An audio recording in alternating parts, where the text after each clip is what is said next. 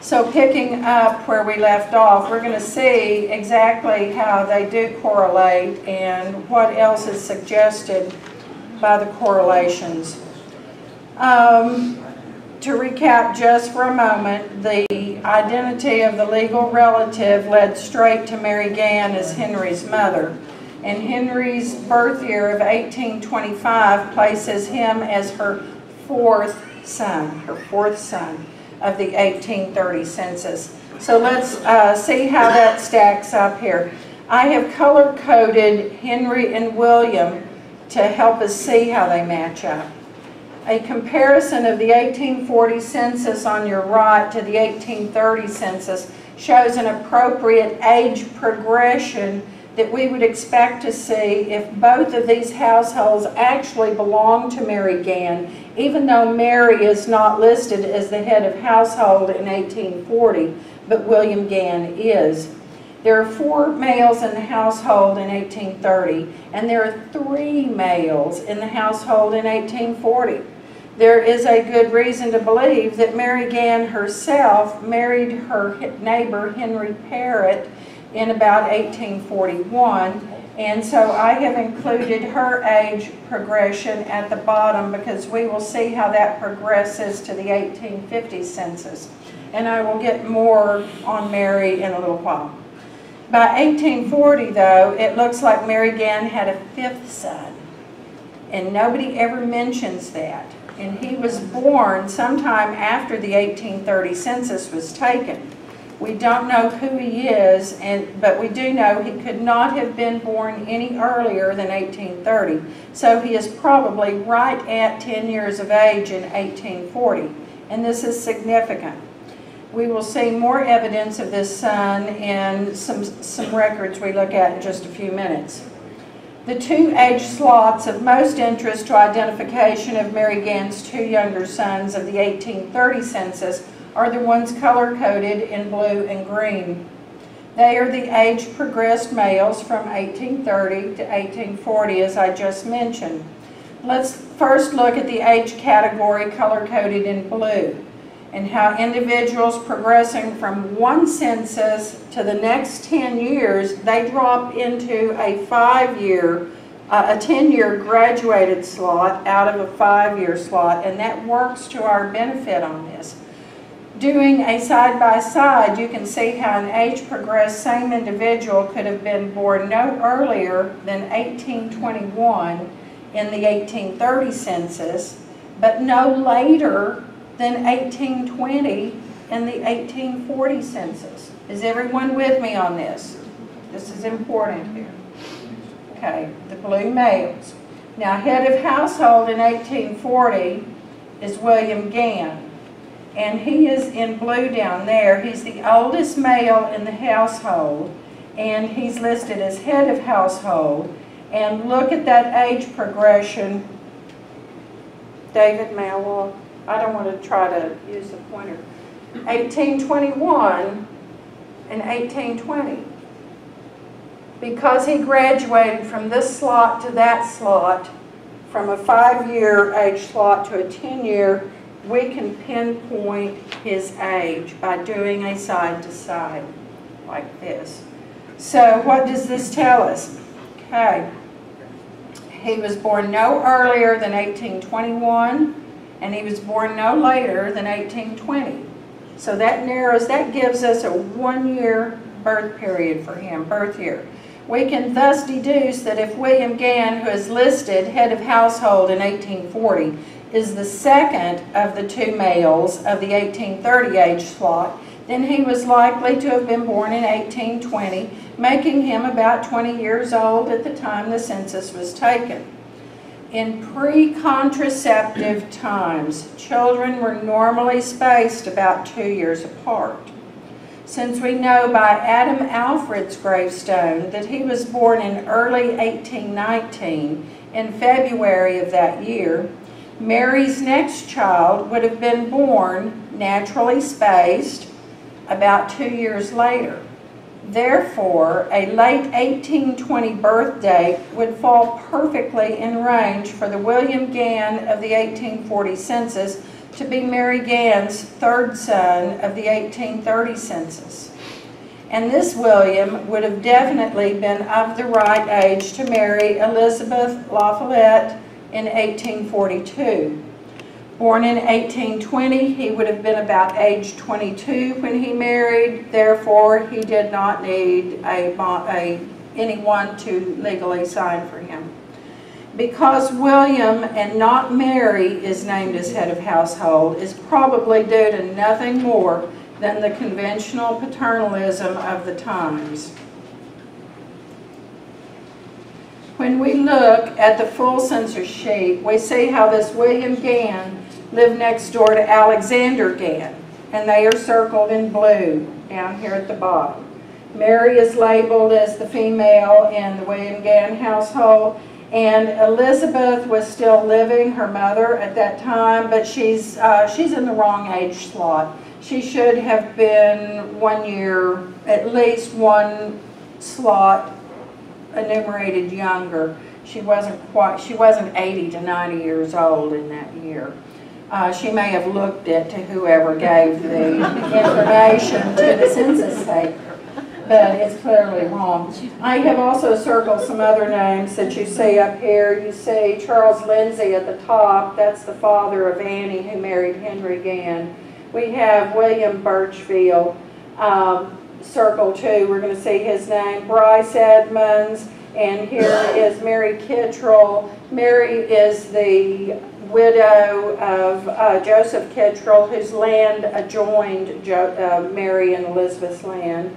And Jacob Ailey down at the bottom figures for a reason, because, well, I'll get to that. It'll make sense.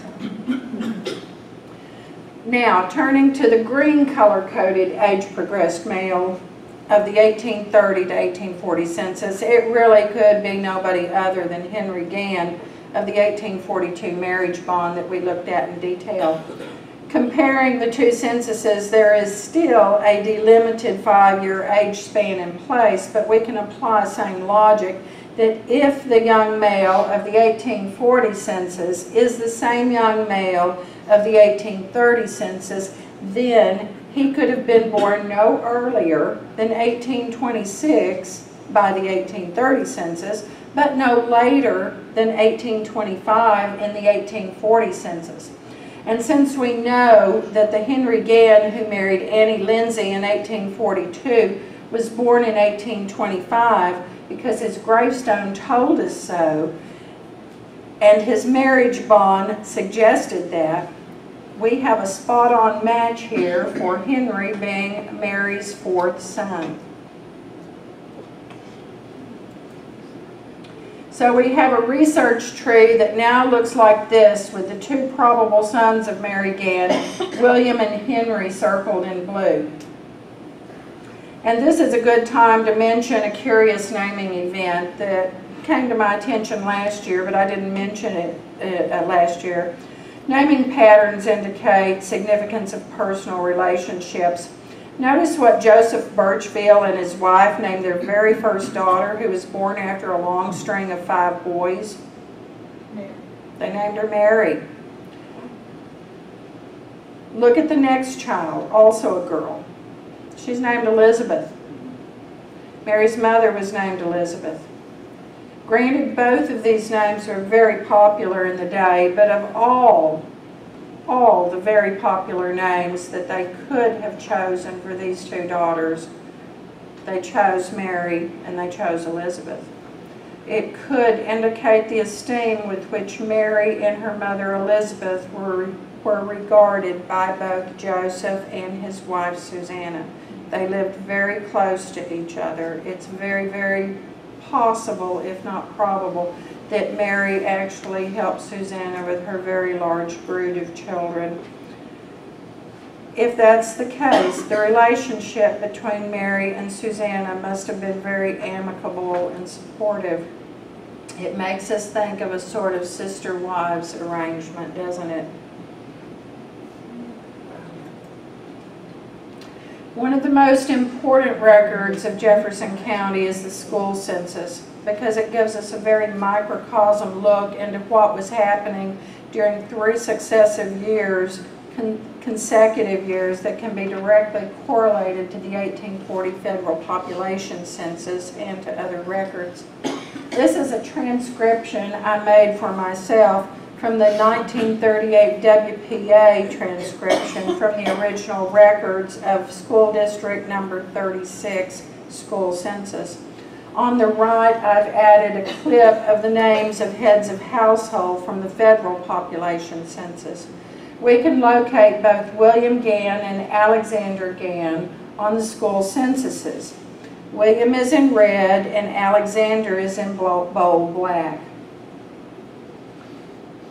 Alexander's house formed one of the boundary markers of the school district. We have those boundary descriptions as well, and I mentioned those in last year's presentation that corresponds to the population census.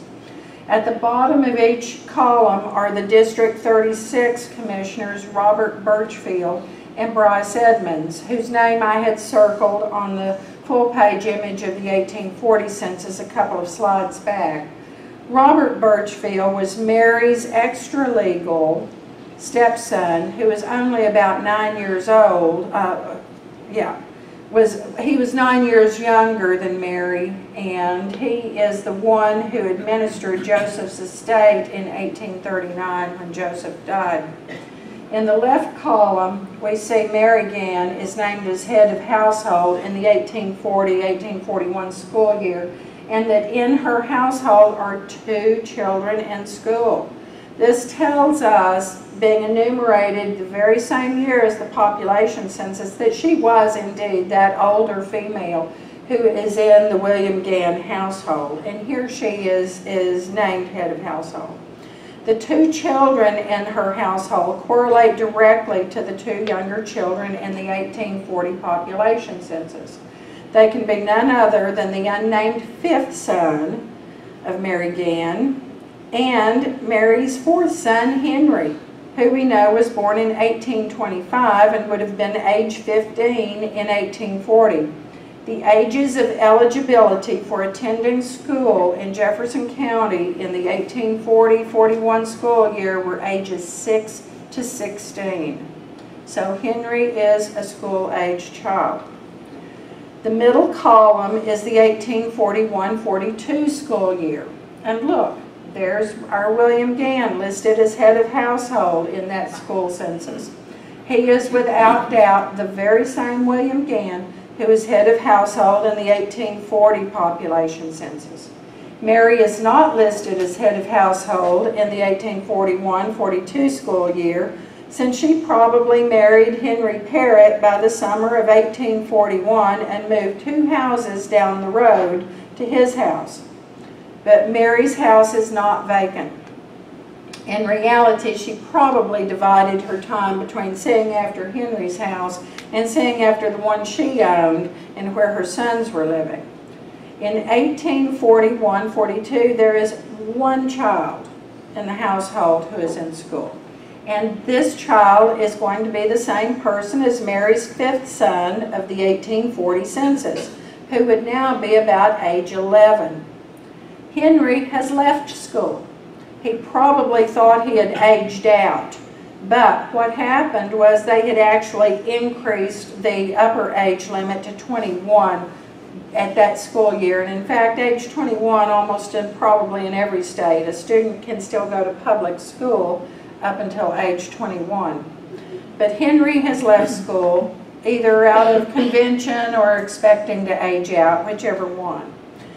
And let's recall, but still on William here, let's recall that William Gann took a wife in the spring of 1842, and she was a La Follette. In the middle column, just below William's name, you'll see the name Jeremiah La Follette. Jeremiah was the brother of Elizabeth, who married William, and the brother of Susanna, who married Adam Alfred. Jeremiah had moved from Sevier County, just below the Jefferson County border, where he was enumerated in 1840. Apparently he moved again because he doesn't appear in the next school year census in the 3rd column. The 3rd column is 1842-43 school year. William could still have been living in the home, but there is our newlywed Henry Gann, who is head of household. Now remember, he turns 18 in 1843, a year after he marries. The one child in school is still going to be the younger brother, the fifth son of Mary Gann, who is now about age 12.